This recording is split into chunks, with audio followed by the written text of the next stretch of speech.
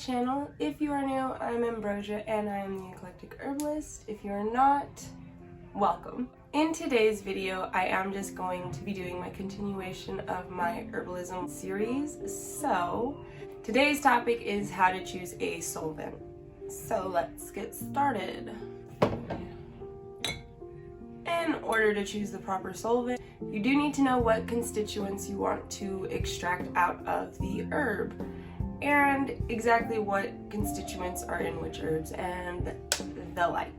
So, the most common one used is either alcohol, brandy, or Everclear, from what I hear.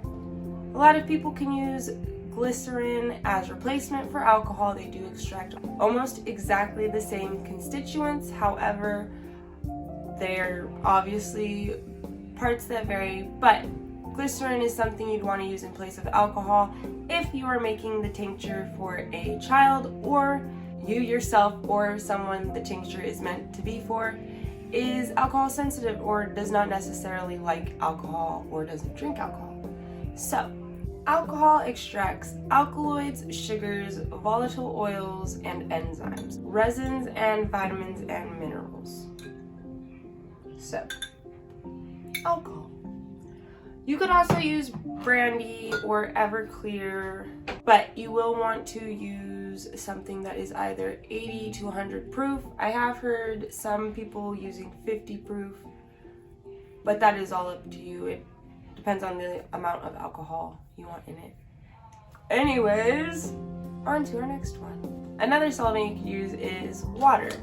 So obviously for teas or decoctions, water extracts water-soluble constituents, which is vitamins, antioxidants, sugars, starches and minerals, and polysaccharides, if I pronounced that properly. Next up, and another common solvent is vinegar, most commonly apple cider vinegar, raw with the mother culture, as you may have heard me mention in previous videos.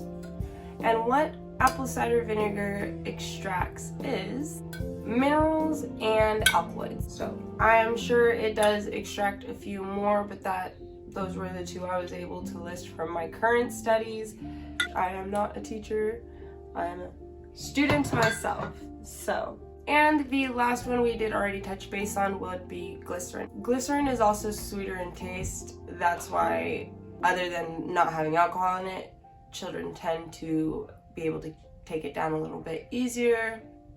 So, glycerin extracts tannins, which I believe it's pronounced, as well as, like I said, a lot of everything alcohol extracts. I guess that's about it. It was tannins. So, on top of everything alcohol extracts, it also extracts tannins, which I do believe alcohol does have that listed as well.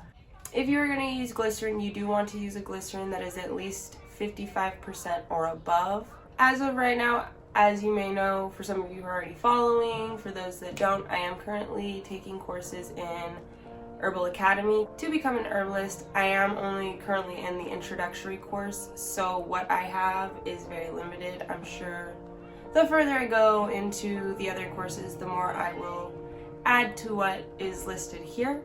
But these are the current solvents that I have listed. If you do know more or have a broader list of constituents for maybe glycerin or water, please go ahead and comment them below.